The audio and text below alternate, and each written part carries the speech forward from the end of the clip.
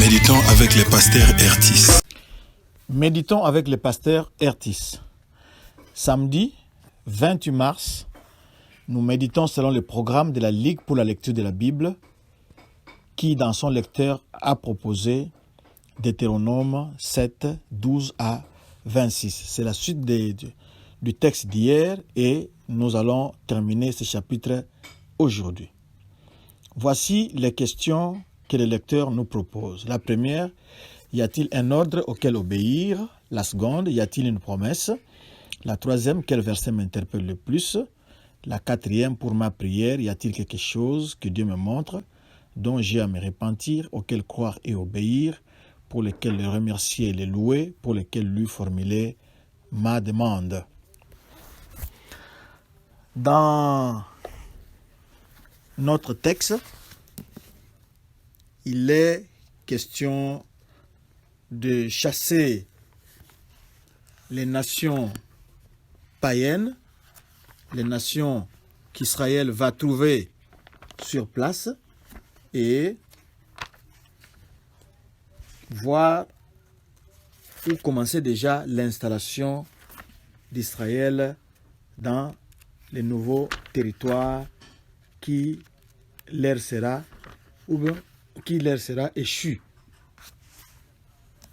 Dieu va honorer sa promesse, il va respecter son alliance et Israël va conquérir cette terre. Prions. Père Tout-Puissant, nous bénissons ton nom parce que tu nous donnes de bonnes choses. Tu nous as donné un pays où coule le lait et le miel. Un pays où nous n'avons pas cultivé, nous n'avons pas bâti, mais nous allons simplement hériter ce que les gens que nous allons déposséder vont abandonner après eux. Merci parce que tu n'as pas changé, tu es le même hier, aujourd'hui, éternellement. Aujourd'hui, tu réserves de bonnes choses, les meilleures choses à tes enfants. Sois béni pour cela. Remplis-nous du Saint-Esprit au nom de Jésus-Christ. Amen. Shalom, bien-aimés, et bon week-end. Nous commençons par rappeler le verset du mois. C'est Jérémie 29, 11 à 14. Prenez la peine de lire et le texte d'aujourd'hui dans votre Bible et ce texte du mois que nous devons mémoriser parce que la parole de Dieu est une arme très puissante. Nous allons commencer à partir du verset 21 jusqu'au verset 24. Dans ce passage, Moïse parle aux enfants d'Israël que Dieu va détruire leurs ennemis, c'est-à-dire les ennemis d'Israël, mais ça ne sera pas en une seule fois. Il va y aller par paliers, petit à petit. Bien sûr, Dieu a la puissance de détruire ces nations-là instantanément. Mais il a choisi d'aller par étapes, petit à petit. Dans le même ordre d'idées et avec la même puissance, Dieu peut, de façon miraculeuse et instantanée, changer votre vie. D'habitude,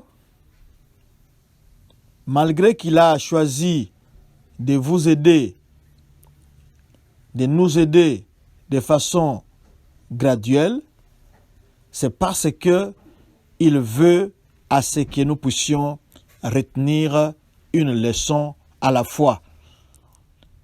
Parce que, comme on dit en français, qui trop embrasse, mal étreint. Et Dieu connaît notre degré de compréhension et il nous amène à notre rythme.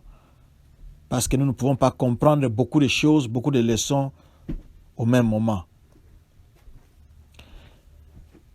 Oui, Dieu peut s'attendre à ce que nous puissions avoir une maturité spirituelle et obtenir des solutions à l'instant même. Mais il préfère nous amener graduellement, petit à petit, un pas à la fois. Nous devons simplement comprendre que Dieu fait quelque chose. Même si nous ne voyons rien, nous devons savoir qu'il est en train d'agir. Et nous le constaterons quand nous allons consulter, quand nous allons regarder à notre rétroviseur, là où nous étions, nous verrons qu'il y a eu une transformation qui s'est opérée. De nous-mêmes, peut-être que nous ne voyons rien. C'est comme quand nous sommes sur la terre, nous ne voyons pas que la terre est en train de tourner, mais nous savons que la terre tourne, comme l'affirmait Copernic. Du verset 25 au verset 26, Moïse avait attiré l'attention du peuple, des Israélites, pour qu'ils ne soient pas influencés par les idoles des nations qu'Israël était en train de vaincre. Même si ces idoles-là paraissaient belles, par le fait qu'elles sont couvertes d'une pellicule d'argent ou d'or, nous pouvons penser en nous-mêmes et dire que non, nous avons le droit de nous rapprocher du péché, mais nous n'allons pas y participer. Mais il y a un musicien congolais qui a chanté que cette personne-là s'était trop approchée de la frontière. Alors nous devons faire attention de trop nous approcher de la frontière, même si on se dit non, je suis libre, je suis assez grand, assez grande, je peux m'approcher, d'ailleurs je ne ferai rien de mal. Mais nous devons savoir que trop nous approcher du péché peut nous heurter, peut nous blesser, peut nous influencer et nous risquons ou nous risquerions d'être attirés par les péchés et finalement les commettre. Nous devons demander au Saint-Esprit pour qu'il renforce notre self-control, notre contrôle de soi, notre maîtrise de soi sur nos désirs. Et nous devons aussi tout faire pour nous tenir éloignés du péché. Ne pas trop nous approcher du péché et ne pas compter sur nos forces, nos propres forces, mais il faut plutôt s'appuyer sur le Saint-Esprit et se tenir loin du péché, loin des endroits où le péché se commet, pour que nous soyons à l'abri pour ne pas décevoir notre Dieu. Parce que péché signifie manquer le but. Péché signifie désobéir à Dieu. Mais nous voyons que dans ce pays ici, Dieu a promis que c'est un pays où coule le lait et le miel et Israël va bénéficier d'une grande richesse. Or, si on commet des péchés, c'est-à-dire on désobéit à Dieu, cette bénédiction, même si on est au pays où coule le lait et le miel, on le verra passer au-dessus de nos têtes. Seigneur, merci pour la leçon de ce soir. Nous demandons à ce que le Saint-Esprit nous remplisse, qu'il fortifie la maîtrise de soi à mon frère, à ma sœur, à moi-même, et que nous puissions garder nos distances avec les péchés. Sois béni pour cela.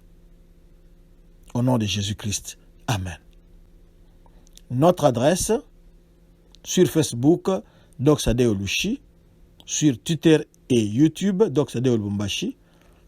Visitez notre site internet www.églisedoxadeo.com. Là-bas, vous trouverez beaucoup de ressources pour votre vie spirituelle. Shalom, bon week-end et que Dieu vous bénisse.